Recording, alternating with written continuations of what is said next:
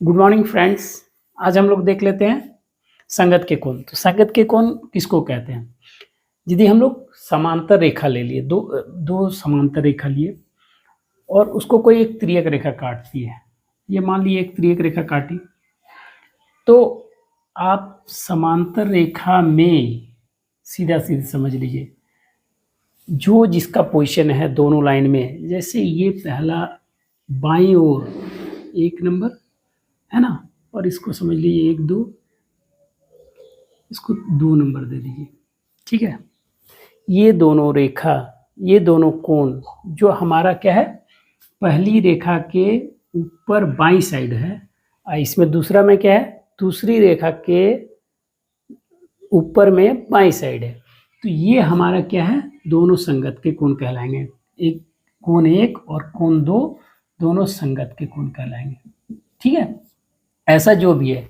फिर ये यदि दाहिनी ओर है, इस तिर्यक रेखा के दाहिनी ओर ऊपर में, और दूसरी रेखा में भी तिर्यक रेखा के दाहिनी ओर ऊपर में, तो हम इसको 3 4 समझ लेते हैं। अभी के लिए 3 4 समझ लेते हैं।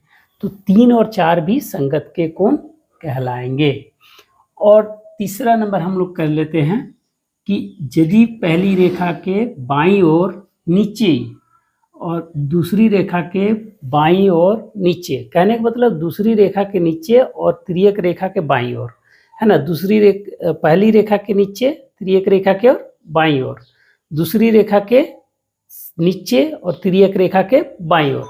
तो ये कंडीशन यदि रहता है हमारा, तो ये आप 5 और 6 ले लीजिए, 3 4 हो गया, तो 5 और 6, तो ये भी 5 और 6 भी संगत के कोण कहलाएंगे। कोण 3, कोण 4, कोण 5, कोण 6।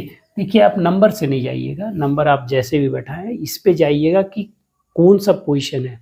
ऐसा ही हमारा क्या है, ये तिर्यक रेखा के दाहिनी ओर पहली रेखा के नीचे, और ये दूसरा क्या है, तिर्यक रेखा के दाहिनी ओर दूसरी रेखा के नीचे, मतलब सेम पोजीशन वाला कोण क्या कहलाता है, संगत के कोण कहलाते हैं। तो 5 6 भी संगत के कोण है, 3 4 भी संगत के कोण है, 3 और 4 संगत के कोण है, 5 और 6 भी संगत के कोण है, और क्या है आपका 1 और 2 भी संगत के कोण है। और संगत के कोण, समांतर रेखा में संगत के कोण आपस में बराबर होते हैं।